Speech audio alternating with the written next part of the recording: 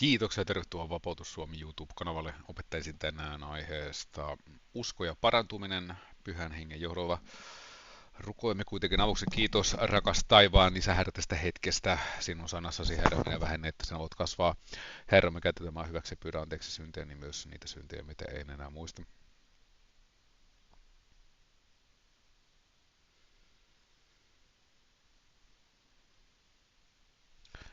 Kiitos Herra, Herra, minä pyydän, että sinä annat minulle sanat puhuttavaksi, mitkä sinä haluat pois sinun kansainvälisi Pyhä Henki. Sinä olet tervetullut Jeesuksen nimessä, minä rukoilen, aamen. Johanneksen evankeliumi 9 jakeesta 1 eteenpäin. Ja ohi kulkiessaan hän näki miehen, joka syntymästään saakka oli ollut sokea. Ja hänen opetuslapsensa kysyivät häneltä sanoen, Rabbi, kuka teki syntiä? Tämäkö vai hänen vanhempansa, että hänen piti sokeana syntymään?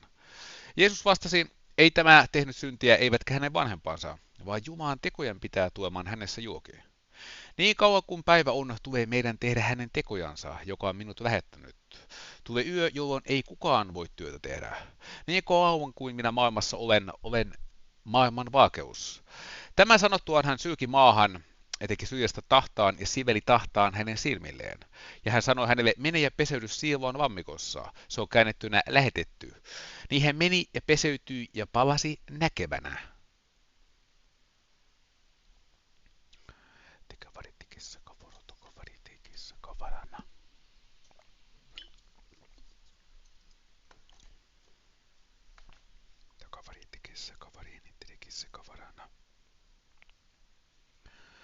Hikaveri hitterikessä kavur huuturukoveri hinnetekäveti kaveri hitterikessä kavuru no. Jakeessa 7 Jeesus antaa tälle miehelle ohjeet, mene ja peseydy Siloan lammikossa, se on käännettynä ja lähetetty. Niin hän meni ja peseytyi ja palasi näkevänä. Niin tärkeää meidän parantumiselle, jos me haemme parantumista Jumalalta, on se, että me noudatamme niitä ohjeita, mitä hän antaa siihen.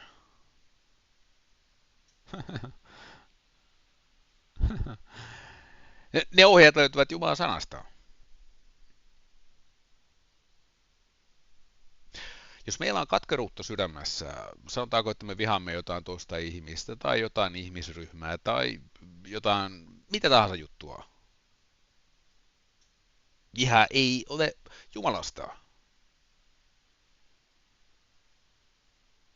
Me emme voi olla katkeria ketään kohtaan, niin sitten samaan aikaan mennä Jumalan eteen ja sanoa, että Jumala, minä haluaisin nyt, että sinä parantaisit minut.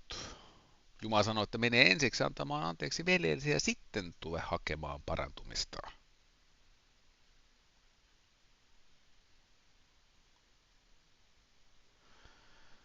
Meidän täytyy myös ymmärtää, että aina kun me haemme Jeesukselta parantumista, niin se ei välttämättä ole aina välitön.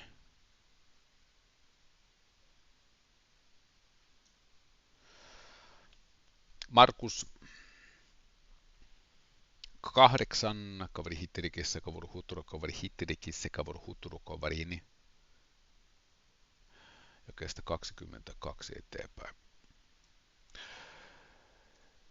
He tuivat Petsaadaan ja hänen tykönsä tuotiin sokea ja he pyysivät, että hän koskisi häneen. Niin hän tarttui sokea käteen, tavutti hänet kyvän ulkopuolelle, sylki hänen silmiinsä ja pani kätensä hänen päälle ja kysyi häneltä, näetkö mitään? Tämä katsasti ylös ja sanoi, näen ihmiset, sillä minä erotan käveleviä, ne ovat puiden näköisiä. Sitten hän taas pani kätensä hänen silmilleen ja nyt mies näki tarkkaan ja oli parantunut ja näki kaikki aivan selvästi.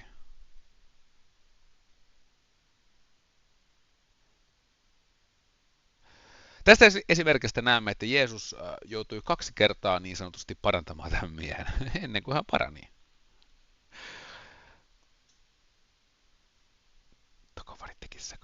Tämä on meille esimerkiksi. Jeesus, Jumalan poika, olisi voinut vain sanoa sanan ja se mies olisi nähnyt sillä hetkellä. Niistä kaikista esimerkkeistä, kun me voimme Uudesta testamentista, kun Jeesus oli maan päällä. Me näemme siitä, että Jeesuksella on monta eri tapaa parantaa. Ja joskus jopa 2 kertaa tarvitsi yhden ihmisen kohdalla.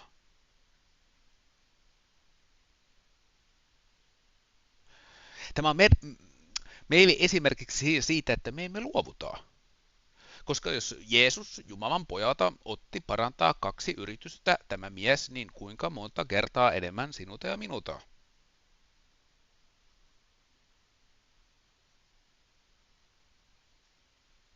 Miten Jumala haluaa, että me vain uskomme häneen, emmekä analysoi yhtään mitään.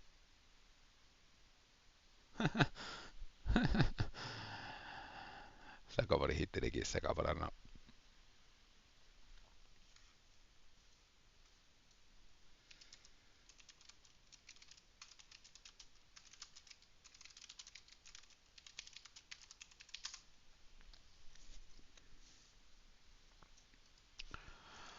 Markus 10.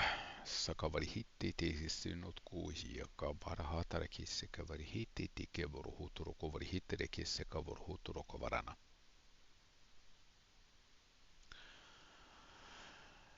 Markus 10 jakeesta 46 eteenpäin. He tuivat Jerikoon, ja kun hän vaasi Reikosta opetuslastensa ja suuren väkijoukon seuraamana, istui sokea kereäläinen Bartimeus, Timoteuksen poika tien vieressä. Ja kun hän kuuli, että se oli Jeesus Nasaretilainen, rupesi hän huutamaan sanomaan, Jeesus, Daavidin poika, armana minua. Ja monet nuhtivat häntä saadakseen hänet vaikenemaan. Mutta hän huusi vielä enemmän, Daavidin poika, armana minua. Silloin Jeesus seisahtui ja sanoi, kutsukaa hänet tänne. He kutsuivat sokean, sanoi hänelle, olet turvallisen mielin, nouse, hän kutsuu sen.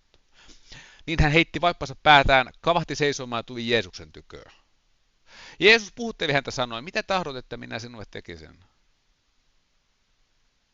Niin sokea sanoi hänelle, Rabuuni, että saisin näkyni jälleen. Niin Jeesus sanoi hänelle, mene, sinun uskosi on nyt sinut pelastanut. Ja kohta hän sai näkönsä ja seurasi häntä tiellä.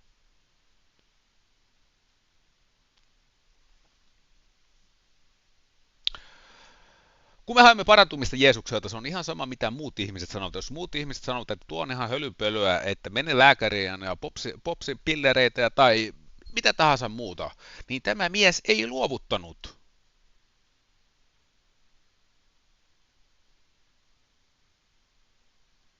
Koska hän uskoi.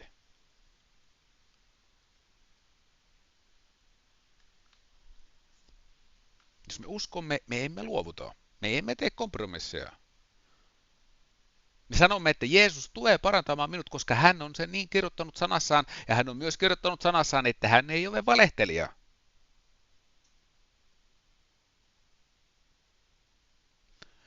Jakeessa 52 Jeesus sanoo, mene sinun uskosi on sinut pelastanut.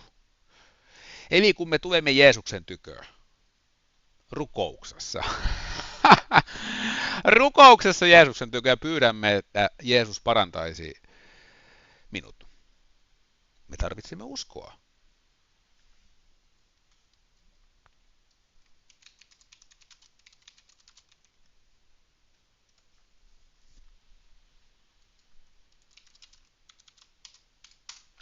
Hebrealaiskirja 11 ja 6 sanoo, mutta ilman uskoa on mahdoton olla otollinen. Sillä sen, joka Jumalan tykö tulee, täytyy uskoa, että Jumala on ja että hän palkitsee ne, jotka häntä etsivät.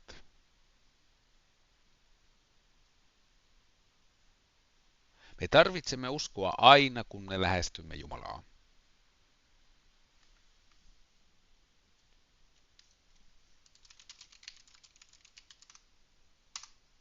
Mitenkä kristitty saa uskoa? Roomaskirja 10 ja 17. Usko tulee siis kuulemisesta, mutta kuuleminen Kristuksen sanan kautta. Eli kun kristitty kuulee, kun Jumalan sanaa opetetaan ja kun kristitty viettää itse aikaa Jumalan sanassa tutkien sitä.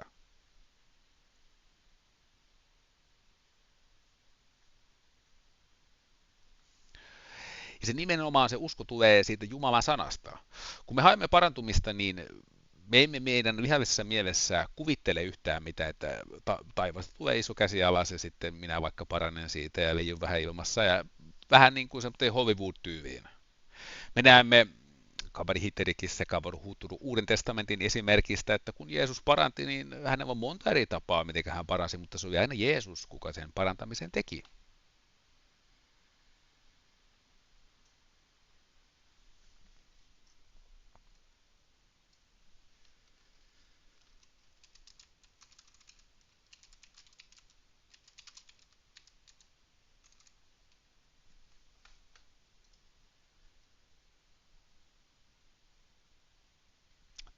tekisi kavaro tokavari tekisi kavarini. Suuri teti sakaija tokavari tekeveri tekisi kavara tekisi kavaro tokavari tekisi kavarana. Markus 2 jae 17 sanoo, sen kuullessaan Jeesus sanoi heille, eivät terveet tarvitse parantajaa, vaan sairaat. Ei minä ole tullut kutsumaan vanhuskataa, vaan syntisiä. Luen tämän saman englanniksi King James, Markus 2 jae 17.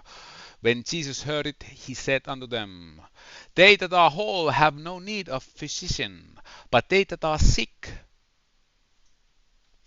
Physician, lääkäri.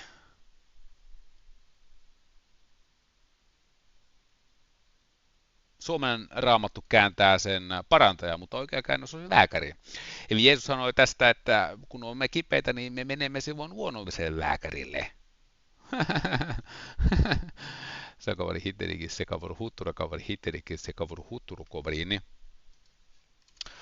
Kolosaiskirje 4 ja 14. Luukas, rakas lääkäri, nyt se on käännetty oikein Suomessa raamatussa. Lähettää teille tervehdyksen, niin myös Deemas. Eli Luukas, juuri se Luukas, Luukkaan evankeliumi. Hän oli ammatiltaan luonnollinen lääkäri. Eli tästä me näemme, että ei Jeesuksella ole mitään lääkäreitä vastaan, jopa lääkärit pääsevät taivaaseen. Voivat päästä. Mutta Luukas oli luonnollinen lääkäri. Luukas oli Jeesuksen opetuslapsi. Kun sokea mies tuli Jeesuksen tykö, niin ei Jeesus sanonut, että hei Luukas, kaivappas vähän yrttejä, tulepas tänne. Meidän täytyy erottaa luonnollinen lääketiede ja Jumalan parantuminen.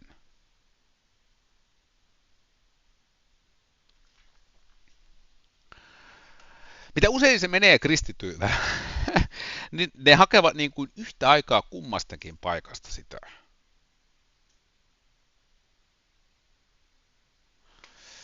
Eli samaan aikaan ne hakevat, että luonnolliset lääkärit luonnollisten metodien lääkkeiden kautta tuovat sen parannuksen ja sitten samaan aikaan ne rukoilevat Jumalaa, että Jumala parantaa ne. No kumpi se on? Onko se Luukas vai Jeesus?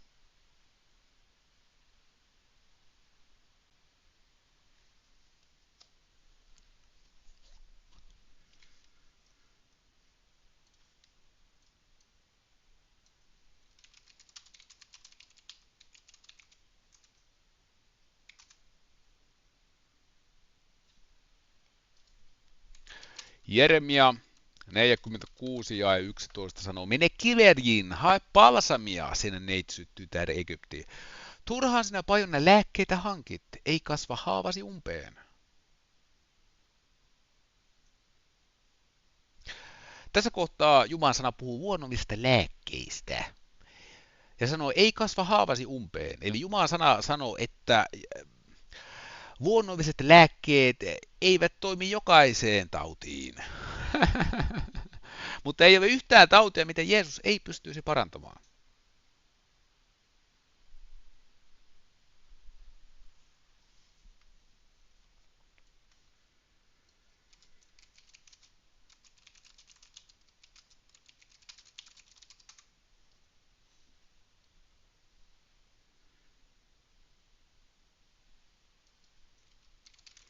Matteus 10 ja 8 sanoo, parantakaa sairaita, herättäkää kuolleita, puhdistakaa pitävisiä, ajakaa ulos riivoajia, lahjaksi olette saaneet, lahjaksi antakaa. Ruttukavari hitterikisse kavuru hutturukavari hitterikisse kavuru hutturukavari hitterikisse kavuru.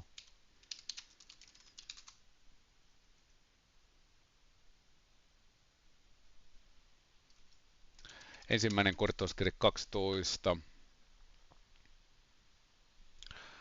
Hikkavaru hutturukuvari hitterikisse kavuru hutturukuvari hitterikisse kavuru hutturukuvariin jakeesta 4 armonlahjat ovat moninaiset, mutta henki on sama. Ja seurakuntavirat ovat moninaiset, mutta Herra on sama. Ja voimavaikutukset ovat moninaiset, mutta Jumala, joka kaikki kaikissa vaikuttaa, on sama.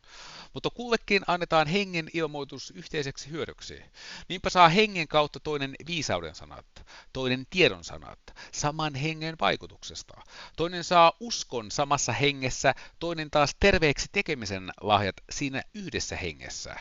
Toinen lahja tehdä voimallisia tekoja, toinen profetoimisen lahjan, toinen lahjan arvostella henkiä, toinen eri kielillä puhumisen lahjan, toinen taas lahjan selittää kieliä. Mutta kaiken tämä vaikuttaa yksi ja sama henki, jakaa kullekin erikseen niin kuin tahtoo. Eli me kristittyinä pystymme pyytämään Jumalalta armolahjoja.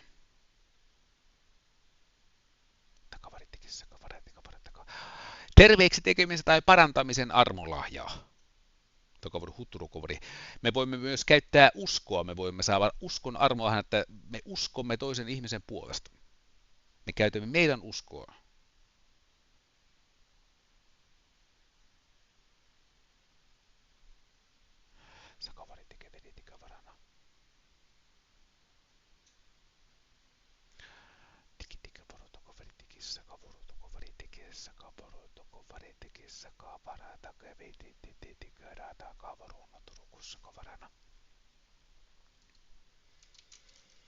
Markus 16 ja 17 sanovat, ja nämä merkit seuraavat niitä, jotka uskovat.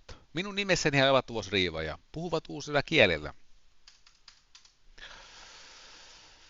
Nostavat käsin käärmeitä, jos syövät jotakin kuolettavaa, ei se heitä vahingoita. He panevat kätensä sairasten päälle ja ne tulevat terveiksi. Eli Jumalan sana määrittelee, ne tulevat, mitä? Tulevat terveiksi. Eli kun Jeesus otettiin ylös taivaaseen, nämä olivat hänen viimeiset sanat. Ja nämä merkit seuraavat niitä, jotka uskovat. Eli jälleen kerran se usko. Me uskomme hänen sanansa. Häneen.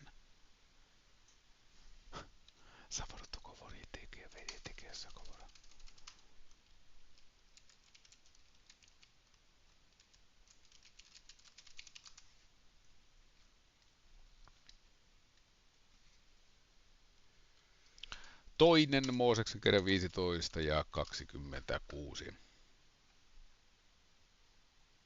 Hän sanoi, jos sinä kuulet Herran Jumalasi ja teet, mikä on oikein hänen silmissänsä, tarkkaat hänen käskyjänsä ja noudatat kaikkia hänen lakiensa, niin minä en pane sinun kärsitykseksi yhtään niistä vaivoista, jotka olen pannut egyptiläisten kärsittäväksi, sillä minä olen Herra, sinun parantajasi.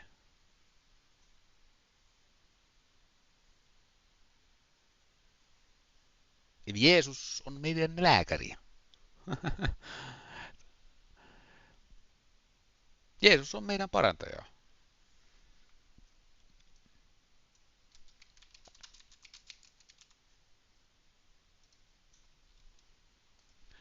Jesaja 53 ja 5 sanoo, mutta hän on haavoitettu meidän rikkomustamme tähden, runneltu meidän pahaintekojemme tähden, rangaistus oli hänen päällänsä, että meillä rauha olisi, ja hänen haavainsa kautta me olemme parannetut.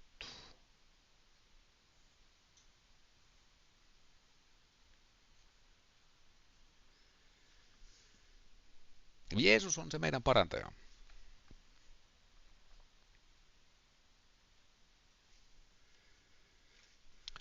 Sen jälkeen kun me olemme pyytäneet Jeesusta meidän lääkäriä, että hän parantaisi meidät, meidän tarvii pitää kiinni siitä meidän tunnustuksesta.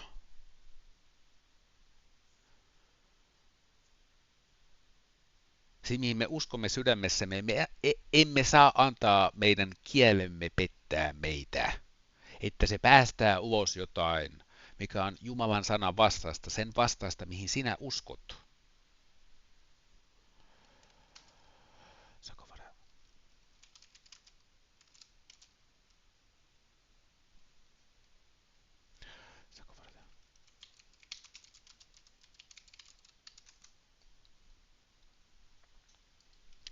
Jaakobin kirja 3 ja jakeesta 9 eteenpäin. Kielellä me kiitämme Herraa ja Isää, ja sillä me keroamme ihmisiä Jumalan kaataisiksi vuotoja. Samasta suusta lähtee kiitos ja kerous, näin ei saa olla, veljeni.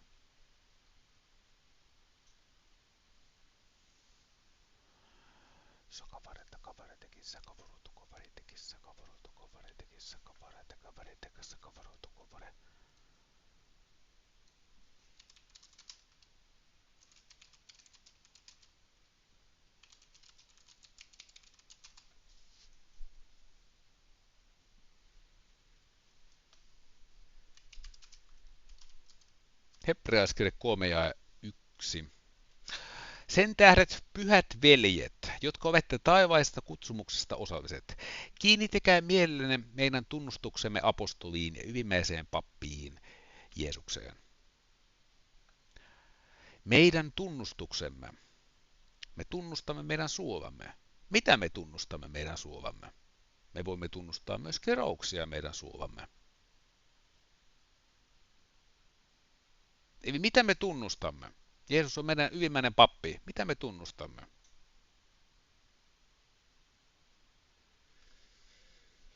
Takavari hitterekissä kavuru huuturu, kavari hitterekissä kavuru huuturu, kavari hitterekissä kavuru huuturu. Kun me haemme parantumista Jeesukselta, meidän täytyy ymmärtää, että meillä on vihollinen.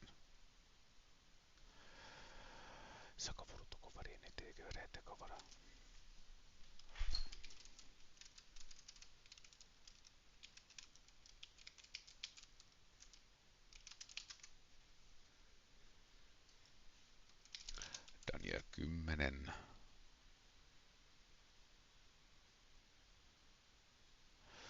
Jakeet 12 ja 13. Ja hän sanoi minulle, älä pelkää Daniel, sillä ensimmäistä päivästä asti on sinä taivutit sydämesi ymmärrykseen ja nöyryyteen. Jumasi edessä ovat sinun sanasi tulleet kuulluksi, ja sinun sanasi tähden minä olen tullut. Persian valtakunnan enkeliruhtana seisoi vastustamassa minua 21 päivää, mutta katso, Miika yksi ensimmäistä enkeliruhtinasta tuli minun avukseni, sillä minä olin jäänyt yksin sinne Persian kuningasten tyköön. Eli se rukous, se vastaus siihen Danielin rukoukseen oli tuossa. Ja se lähti tuomaan ensimmäisenä päivänä, siinä päivänä kun Daniel rukoili, mutta se vastaus tuli vasta 21 päivän päästä. Syy. Jae 13. Vastustus demonisessa valtakunnassa. Ja meillä on se tismalleen sama vihollinen.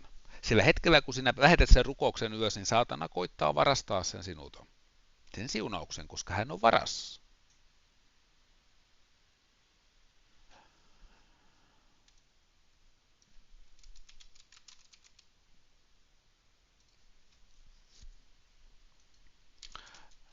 Jooneksen evankeliumi 10 ja 10 sanoo, varas ei tule muuta kuin varastamaan ja tappamaan ja tuhoamaan. Minä me tullut, että heillä olisi elämä ja olisi yltäkylläisyys. Eli samalla tavalla kun saatana asettui vastustamaan Danielin rukousta, niin samalla tavalla saatana vastustaa meidän rukousta. Eli saatana koittaa varastaa sen siunauksen.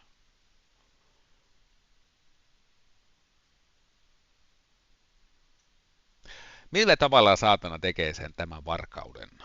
On syöttämään ajatuksia kristittyjen päähän. Tai käyttämään jotain toista ihmistä. Tai turhauttamaan kristittyä niin, että kristitty itse sanoo jotain väärin käyttämällä omaa suuta.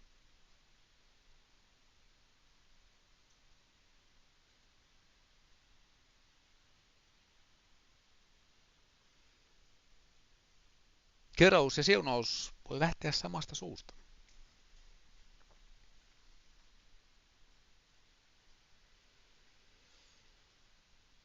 Eli toisin sanoen, sanotaanko nyt, että otetaan esimerkiksi, että kristitty on pyytänyt parantumista ja sanotaan, että kristitty on syöpä ja hän on pyytänyt, että Jeesus parantaisi hänet syövästä.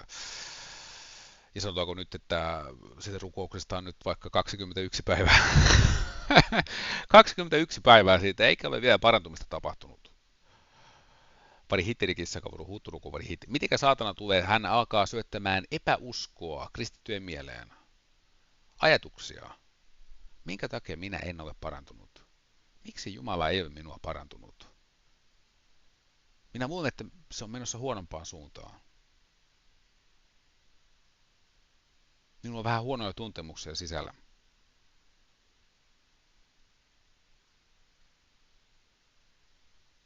Kaikkien näiden ajatusten tarkoitus on saada kristitty analysoimaan itseään. No mitä minä nyt tunnen? Ja sillä hetkellä, kun kristitty liikkuu sinne, mitä minä tunnen, niin se on sielullisuutta.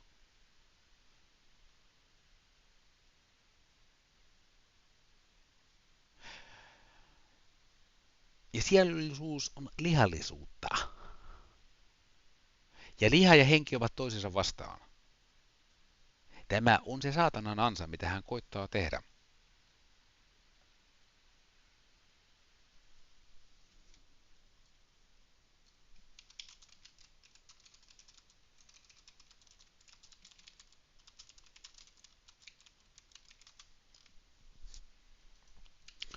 Toinen Korintolaiskirja 5 ja 7 sanoo, sillä me vaellamme uskossa, emmekä näkemisessä. Meidän ei tarvitse nähdä tai ymmärtää yhtään mitään. Me vain uskomme. Ja me uskomme siihen, mitä Jumala sanoo hänen sanassaan. Että hän ei ole vaihtelija.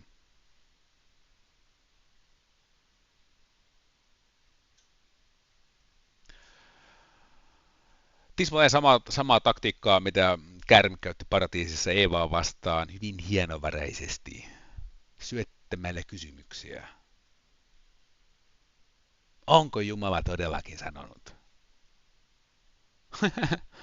Ja kun me tartumme näihin, me rupeamme analysoimaan näitä ja sitten me katsomme sitä meidän tilaa ja meillä on, jos me olemme sairaita, jos on oikein mitä vakavampi se sairaus on, niin se voi tuoda hyvin paljon stressiä meidän elämään.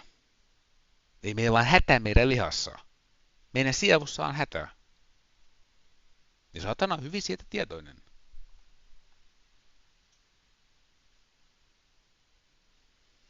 Saatana haluaa, että me päästämme meidän suusta väärän tunnustuksen ulos.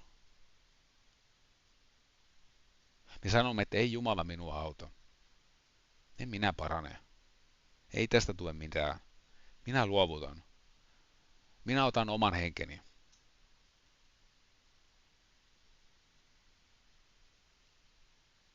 Tämä on se todistus, mitä Jeesus ei halua kuulla.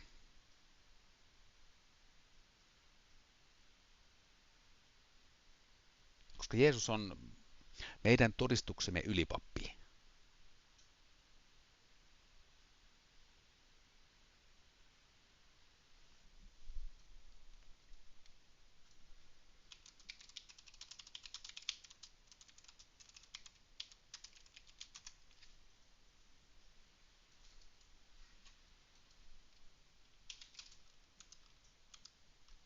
Psalmit 118 ja 17 sanoo, en minä kuole, vaan elän ja julistan Herran töitä. Tämä tulisi olla jokaisen kristityn tunnustus.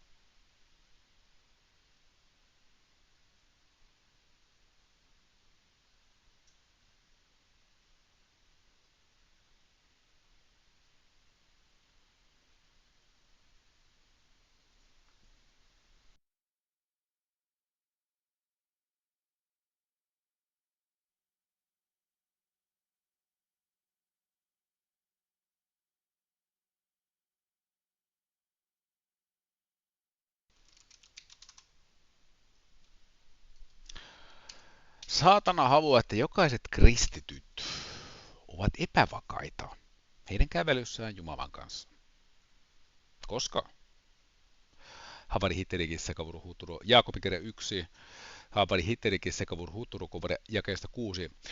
Mutta anokoon uskossa ollenkaan epäilemättä, sillä joka epäilee on meren aallon kaatainen, jota tuuli ajaa ja heittelee. Älköön sellainen ihminen luuko herrata mitään saavansa, kaksimielinen mies, epävakainen, kaikella teellään. Ja jälleen kerran tässä tulee se, että kuka on se meidän lääkäri? Onko se Luukas se meidän lääkäri vai onko Jeesus meidän lääkäri? Kumman lääkärin tykö me menemme?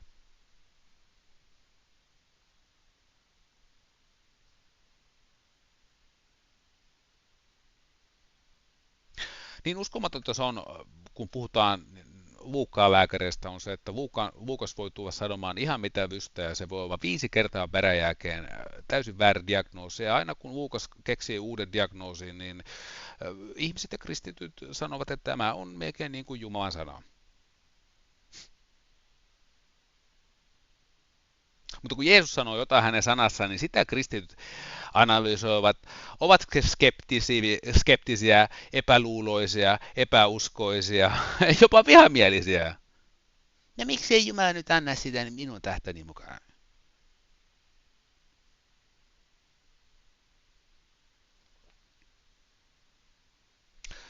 Koska Jumala ei ole mikään lottoautomaatti tai mistä me haemme siunauksia. Tämä on täysin väärä asenne lähestyä Jumalaa.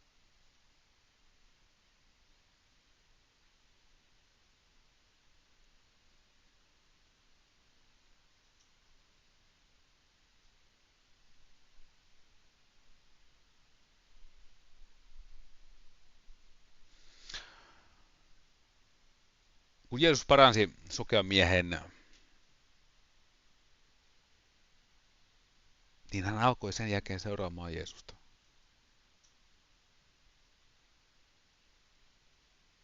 Kun Jeesus parantaa kristityn, niin se muuttaa, miten kristitty sen jälkeen kävelee tässä maailmassa. Koska sen jälkeen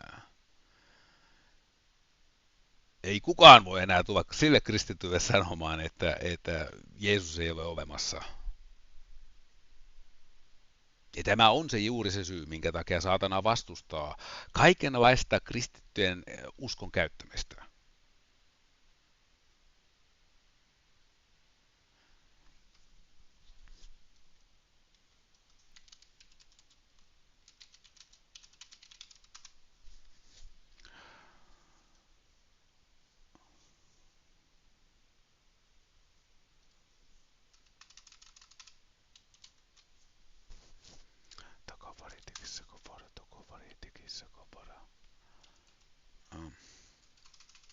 Roomalaiskirje 1 ja 17 sanoo, sillä siinä Jumalan vanhurskas ilmestyy uskosta uskoon, niin kuin kirjattu on, vanhurskas on elävä uskosta. Eli kristityn liikkuminen Jumalan valtakunnassa tulee tapahtua uskosta uskoon.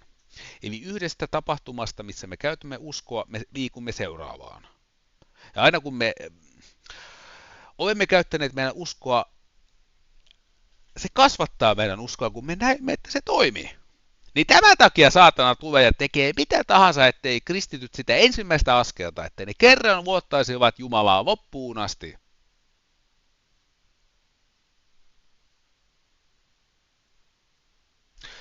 Terpitsevi otti osaa toisen maailmansotaan ja hän sai siellä erittäin vakavan ihotaudin, mitä lääkärit eivät pystyneet parantamaan. Ja hän oli vuosia sairaalassa, sotilassairaalassa, kunnes Jumala antoi hänen sanastaan paistuksen, että miten hän saa parannuksen käyttämään Jumalan sanaa. Ja hän meni ja sanoi niille lääkäreille, että kiitos siitä kaikesta, mitä olette tehneet, mutta tästä päivästä alkaen minä uskon siihen, että Jeesus parantaa minut.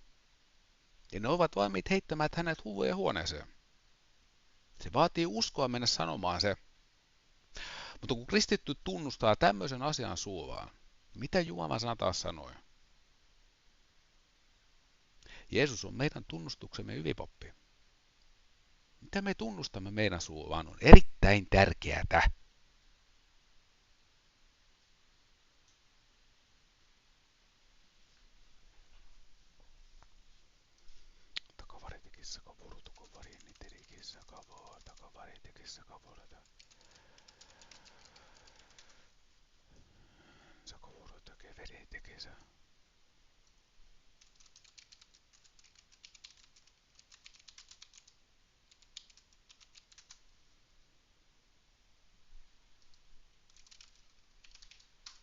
Markus 6 ja 6 sanoo, ja hän ihmetteli heidän epäuskoansa, ja hän vaasi ympäristössä kulkeen kyvästä kyvään ja opetti. Onpas se vähän ympää Markus 6 jakeesta 5 Ja hän ei voinut siellä tehdä mitään voimaista tekoa, paitsi hän parasi joitakin sairaita panemaan kätensä heidän päälleen, ja hän ihmetteli heidän epäuskoansa. Epäusko on kristityn vihollinen.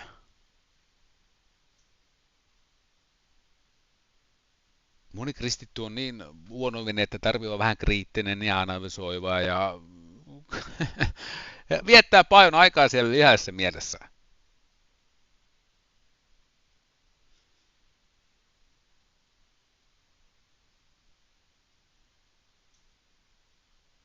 Niin voimakas asia on epäusko, että Jeesus, Jumalan poika, voinut tehdä voimaisia tekoja. Meidän tarvitsee kristittyinä uskoa.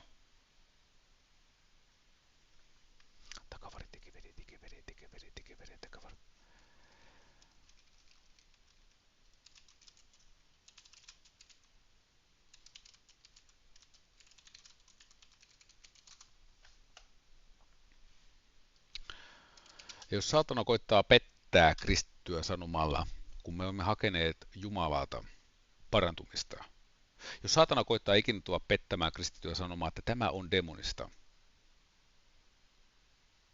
että sinun parantumisesi on demonista,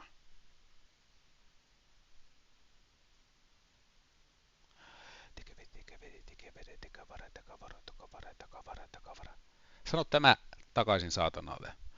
Matteus 7, kavari Hitterikissä, jakeesta 7 eteenpäin. Anokaa niin teille annetaan, etsikää niin te löydätte, koukuttakaa niin teille avataan, sillä jokainen anova saa, etsivä löytää, ja koukuttavalle avataan. Vai kuka teistä on se ihminen, joka antaa pojansa kiven, kun tämä pyytää häneltä leipää? Kun hän pyytää kalaa, antaa hänelle käärmeen. Jos siis te, jotka olette pahoja, osaatte antaa lapsillenne hyviä lahjoja, kuinka paljon ennemmin teidän isänne, joka on taivaassa, antaa sitä, mikä on hyvää niille, jotka sitä häneltä anovat. Eli kun me pyydämme mitä tahansa rukouksessa Jeesuksen nimessä, niin hän ei tule huijaamaan meitä.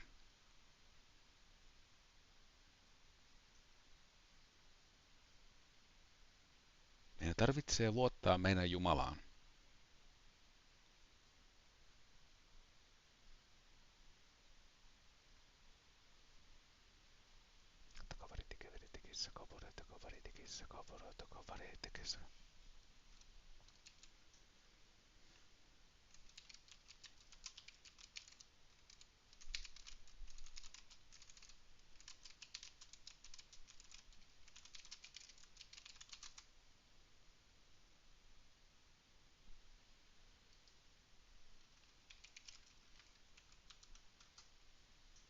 Psalmit 62,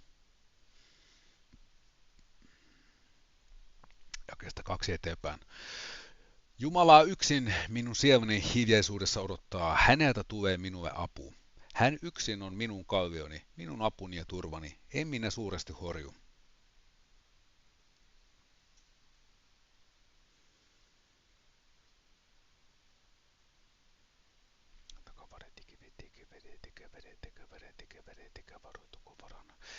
Eli aina kun me rukoilemme ja pyydämme Jumalta jotain, Jumala sanoi hänen sanassa, että meidän tulee odottaa häntä.